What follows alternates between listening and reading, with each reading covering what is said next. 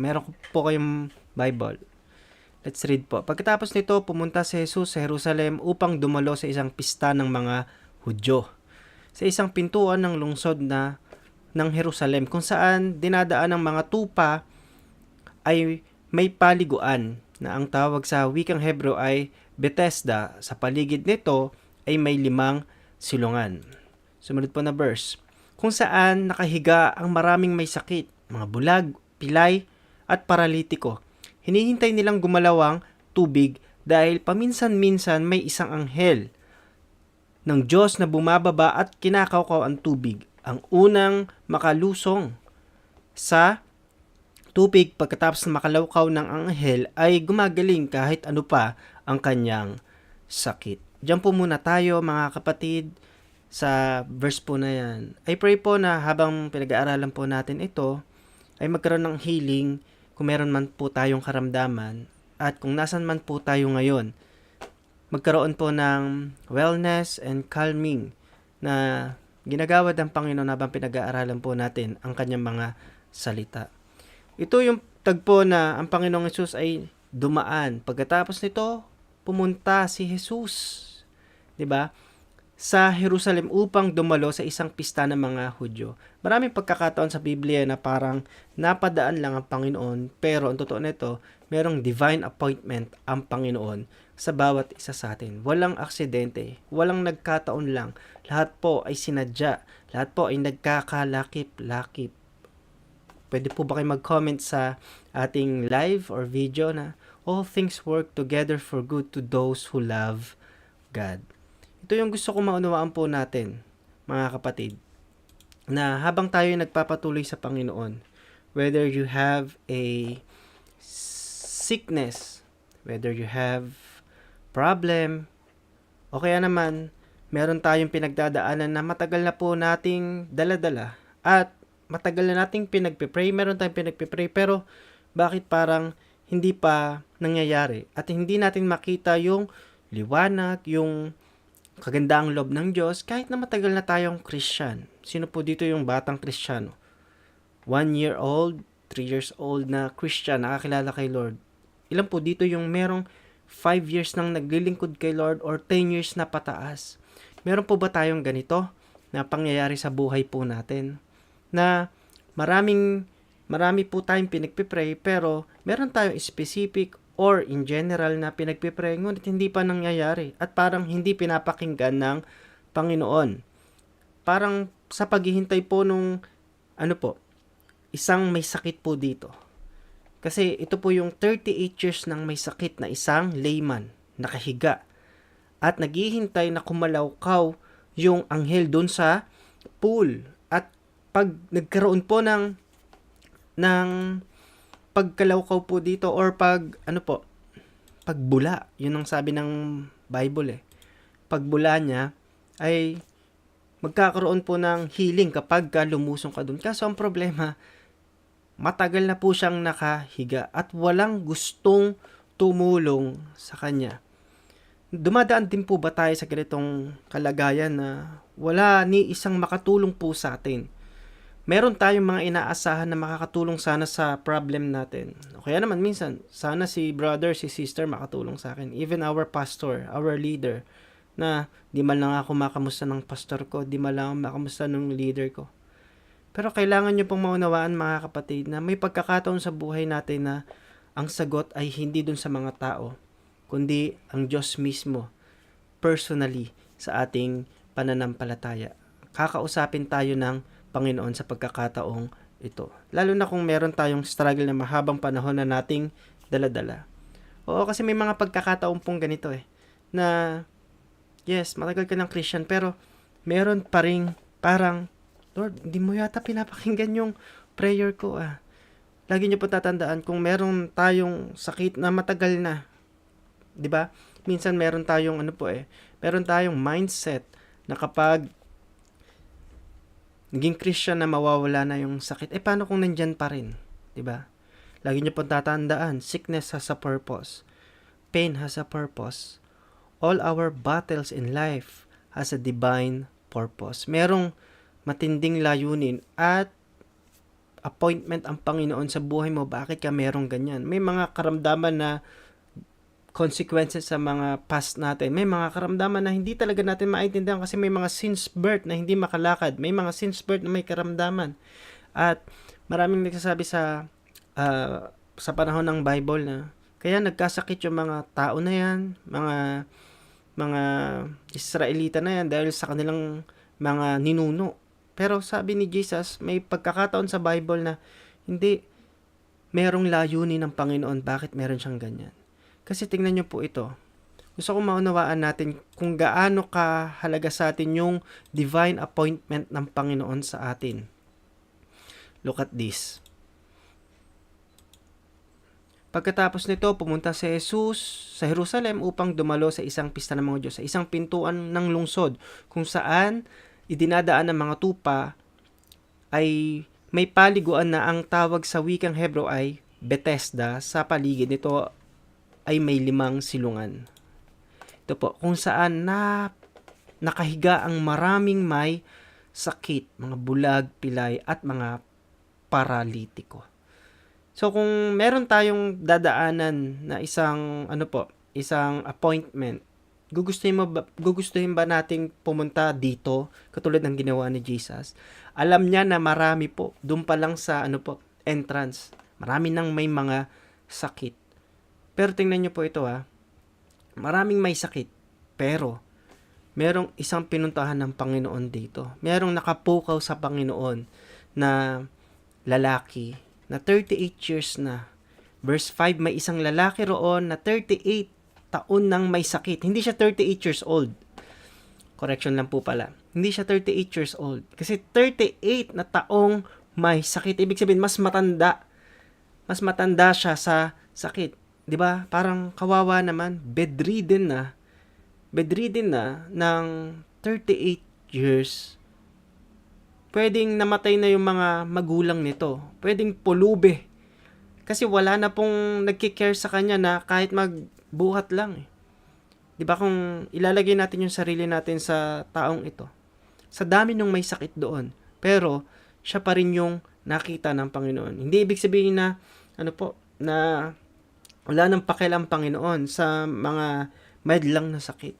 Pinoportray nung John chapter 5 na akala natin hindi tayo napapansin ng Panginoon sa haba ng paglilingkod at sa haba ng suffering natin. Ito yung gustong iparating sa atin ng Diyos. Meron siyang pakialam doon sa bawat taon at sa bawat yugto ng buhay natin na nahihirapan tayo. At napapansin po yun ng Panginoon. Kung tayo yung tatanungin, masasabi pa rin ba natin na sickness has a purpose, pain has a purpose, all our battles has a divine purpose kung 38 years na tayong merong karamdaman? Diba? Parang ang hirap sabihin na praise the Lord. Maraming pwedeng magsabi ng praise the Lord kung nasa gitna ng blessing. Paano kung 12 years ka nang may sakit, 12 years ka nang hindi nakakabangon sa banig ng karamdaman? Paano kung 20 years ka nang hindi pinapansin ng ibang tao? Paano kung 38 years ka nang may sakit tulad po nung tao po na ito? Pero 'di ba napakabuti ng Panginoon, hindi natapos yung buhay niya na hindi siya nakaranas ng kagalingan. Hallelujah. Sabi dito, marami po sa atin mga kapatid ang naghahanap ng kasagutan na bakit ako nagsasuffer sa mahabang panahon? Bakit hindi dinudulog o pinapakinggan ng Panginoon ang mga problema ko o yung mga pinagpipray ko? Isa ang gusto kong malaman po natin. May kanya-kanya tayong battle sa buhay. At may kanya-kanya tayong personal encounter sa Panginoon. Naniniwala po ako kung sa oras pong ito ay pangit pa rin yung sitwasyon natin kahit na tumatawag tayo sa Panginoon.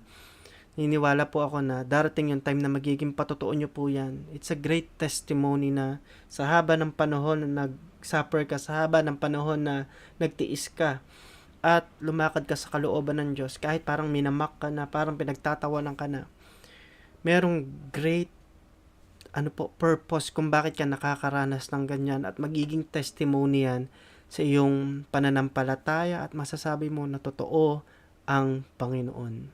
At salamat sa Panginoon dahil itinaguyod niya ako sa mahabang panahon. Kasi totoo naman, di ba? Marami tayong tanong na, Lord, inahanap natin yung kasagutan minsan sa pag-inom ng alak, sa mga bisyo, sa mga bagay na alam natin, hindi naman talaga yun yung makakapag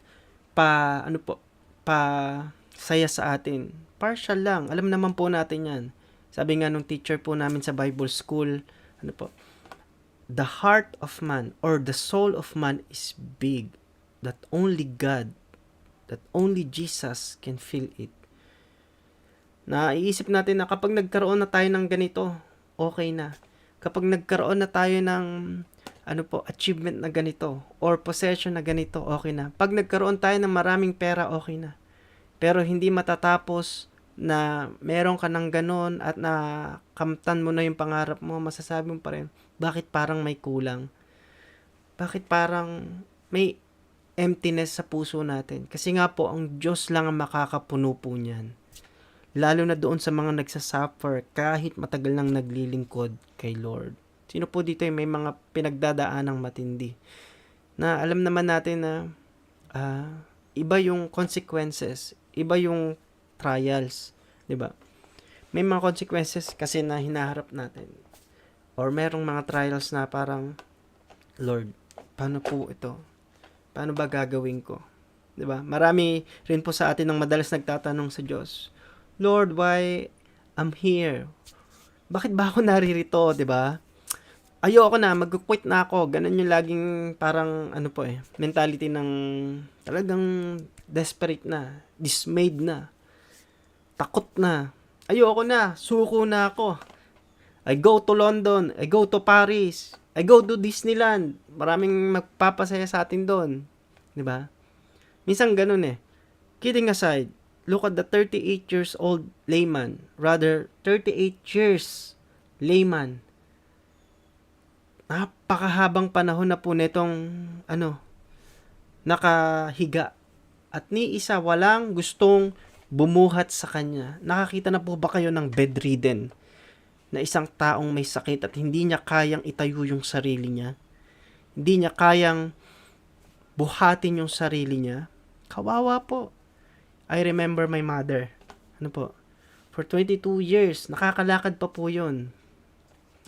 God bless nga po pala dun sa mga, nagko-comment, nag-pray po. 4,000 comments po yon. Messages, napakarami po.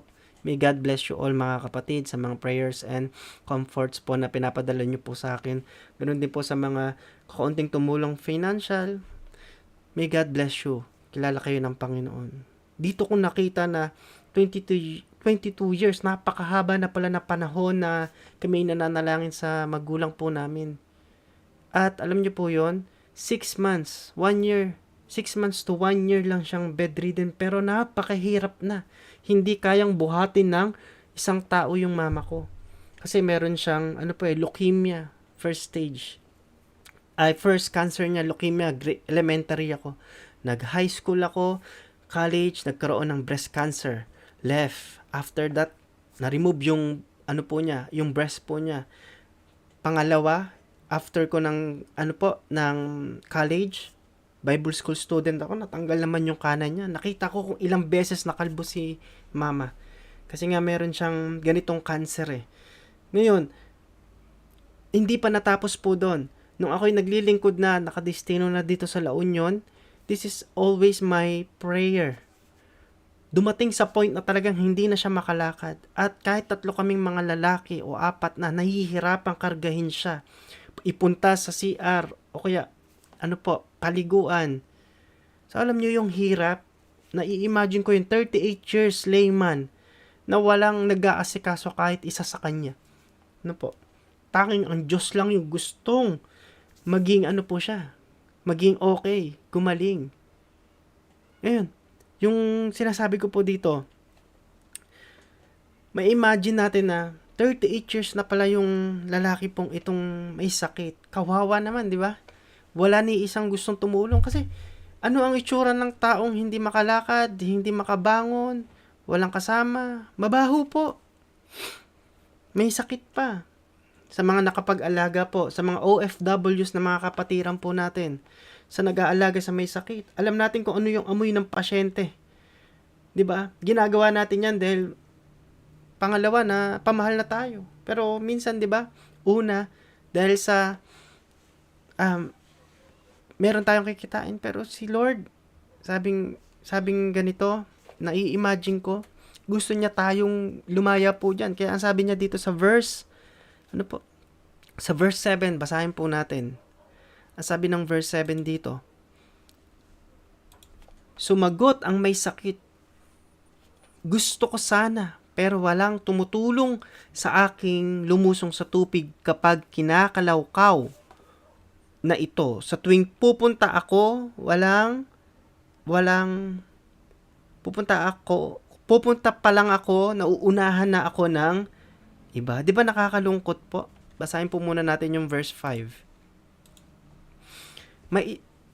Verse 6, nakita ni Jesus ang lalaki na nakahiga roon. Nalaman niyang matagal na itong may sakit. Kaya tinanong siya ni Jesus, gusto mo bang gumaling? Diba? Parang biglang sinabi nung may sakit po. Sumagot ang may sakit, gusto ko po sana. Hindi siya firm na sagot. Meron siyang doubt.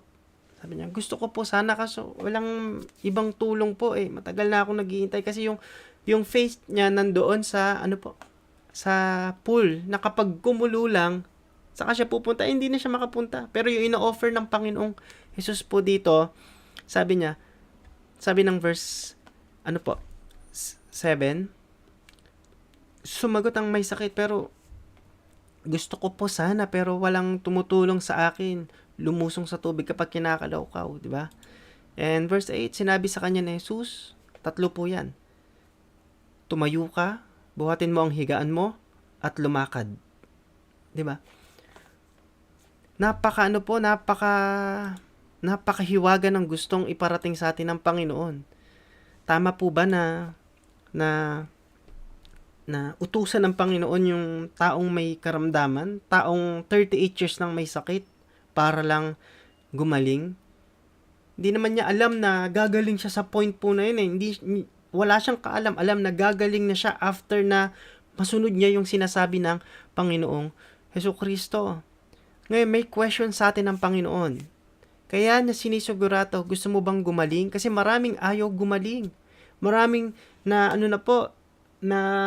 nanatili na sa may sakit, na gusto laging kino-comfort kapag nasaktan ng mga churchmate, ng mga pastors.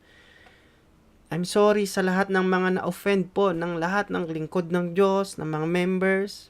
Pero wala kayong makikitang perfect eh. Kasi lahat imperfect eh. Titingin ka lang talaga sa Diyos eh.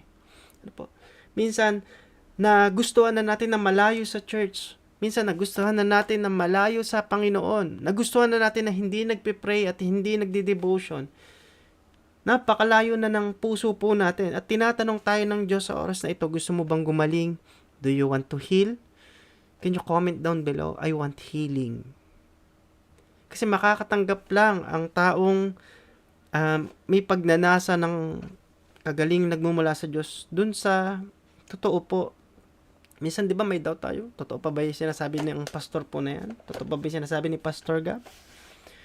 Ang gustong mangyari ng Panginoon dito sa isipan pa lang natin kahit hindi pa tayo nagkakaroon ng kagalingan physically. Nais ng Panginoon na sa puso't isipan pa lang natin gumaling po tayo sa pananampalataya. Double blessing na lang po na gagaling tayo physically. Sa isipan pa lang, sa guni-guni pa lang po natin pumasok na yung kapangyarihan ng banal na Espiritu sa atin nagpapagaling at ibangon tayo sa karamdaman. Minsan, wala tayong sakit physically, pero may sakit tayo spiritually. Meron tayong spiritual laziness. Meron tayong spiritual abandonment. Maraming nasa church pero backslider. Maraming nagsasabing Christian sila pero totoo na ito ang layo-layo ng relasyon nila sa Panginoon. Pero ang tanong ng Diyos sa atin, do you want to heal? Do you want restoration? Do you want blessing. Sabi ng Bible, sabi ng Panginoon, napaka-clear po dito. Sumagot agad na gumaling ang lalaki, binuhat niya ang higaan niya at lumakad siya. 'Di ba? Napaka-clear ng sinasabi ng Bible po dito. Minsan wala tayong kamalay-malay, nasa harapan na natin yung gagawin ng Diyos sa atin. Christians, when is the first time you encounter Jesus? Kaso lumayo ka kasi dahil sa napakahabang suffering na dinadanas mo. Correction, tayo rin naman kasi yung may kagagawan, madalas po niyan. Bakit tayo naghihirap? Kailan yung first time na talagang nagtiwala ka ng buong buo, yung walang doubt sa Panginoon? Minsan kasi pag mas marami tayong pera, mas marami tayong kayang gawin, mas marami tayong kayang bilhin. 'Di ba? Aminin po natin na minsan kung mas marami po yung laman ng bank account natin, mas kaya natin. Pero kung empty-handed ka na, minsan inaalaw po ng Panginoon yan eh. Empty-handed ka na. Para ipakita na nasan pa ba yung puso mo, anak. Hindi para pahirapan tayo. Kundi para ipakita sa atin na wala tayong magagawa malibang samahan tayo ng Panginoon. Mapa may pera tayo o mapa wala. Amen? Backslider sa puso, mga Christians. When was the last time na nagtiwala tayo ng buo sa Diyos at di mo siya pinagdududahan? Matagal na panahon na ba? Ngayon, tinatanong tayo ng Diyos. Kaya mo pa bang magtiwala sa Kanya? Gusto mo pa bang gumaling? Gusto mo pa ba ng healing spiritually? Kasi matagal ka ng backslide sa puso eh. Marami pong ganito. Kaya nga na yung page po natin, nakilala tayo accidentally sa end times, pero nakita ko napakarami pong gustong ma-equip sa word of God, hindi lang sa end time Bible curiosity. Kaya sinisingit ko po siya. Kahit parang natigil na po yung mga followers. Pero gusto ko pong maunawaan nyo ito na kinakausap tayo ng Panginoon pagdating po dito na aminado po ba tayo? Sino po yung aminado na nawalan sila ng tiwala sa Panginoon kahit nag-church na? Sabi ng verse 7, sumagot ang lalaki. Wala po. Sabi dito po, ayan po, sumagot ang may sakit. Gusto ko po sana pero walang tumutulong sa akin. Sabi ng verse 8, let's read. Sinabi ni Jesus sa kanya, tumayo ka.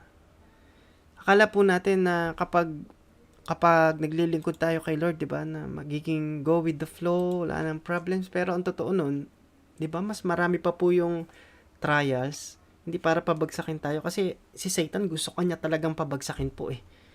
Ganun po yung gusto niya eh. Akala nung iba si Lord or si God ang nagpapadala ng mga temptation. Gaya nga po nung na-release ko, ang temptation ay galing kay Satan, hindi galing sa Panginoon. Yung temptation para bumagsak ka. Whether you're Christian or not, mararanasan mo yung temptation. Pero, ang malaking factor nito, paano natin i-handle yung temptation? How we resist the devil. Diba?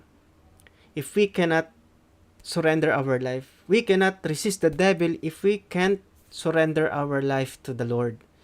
Hindi mo malalabanan yung gawa ng kaaway, yung temptation, kung hindi tayo surrender sa Panginoon.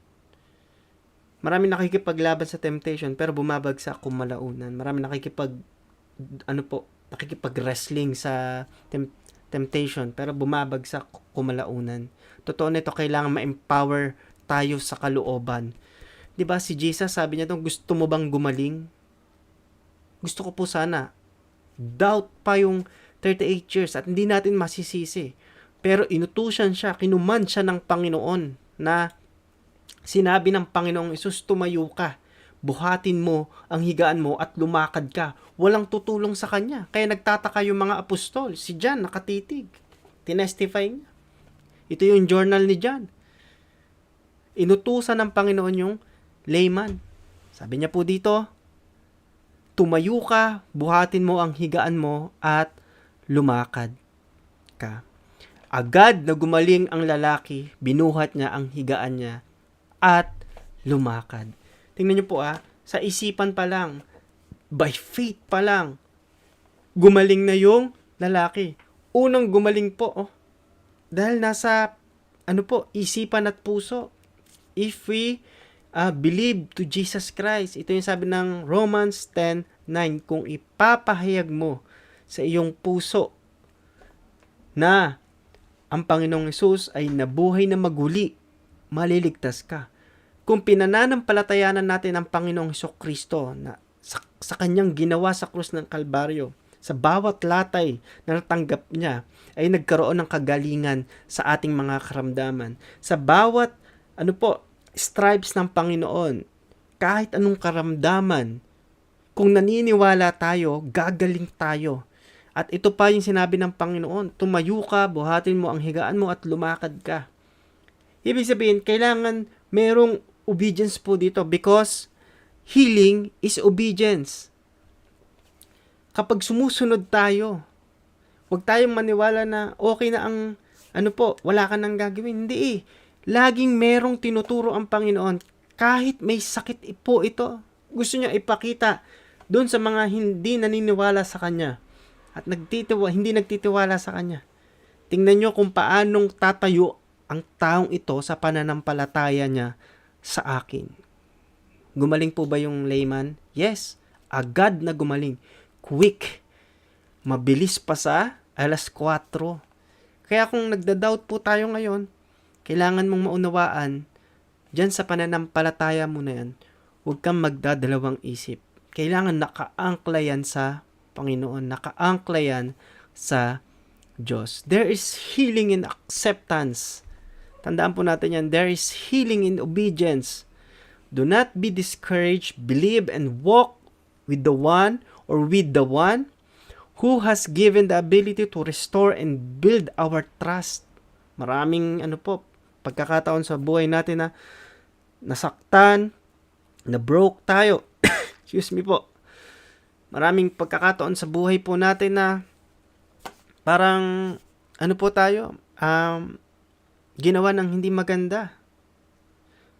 Pero merong healing sa acceptance po merong healing sa obedience. Kung alam na po nating sumunod sa Panginoon, huwag tayong magdadalawang isip na sundin yung kalooban ng Panginoon. Yung unahin yung katwiran niya, meron pong mangyayari sa buhay po natin. The one who we can trust in the midst of pain and sickness.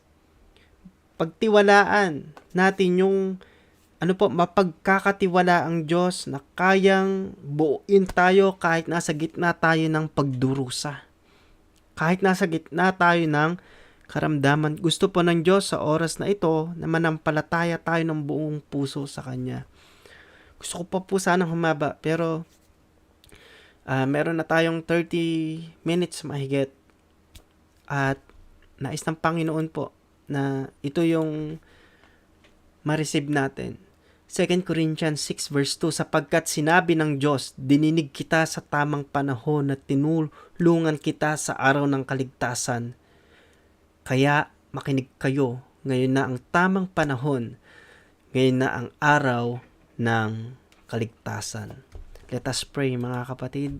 Panginoon, malapit po kami, 10 na aking kasamang naka-subaybay live or replay. Saan po sila, Panginoon, na naroroon, anumang sitwasyon po nila. Panginoon, salamat po sa pagpapaalala nyo po sa amin.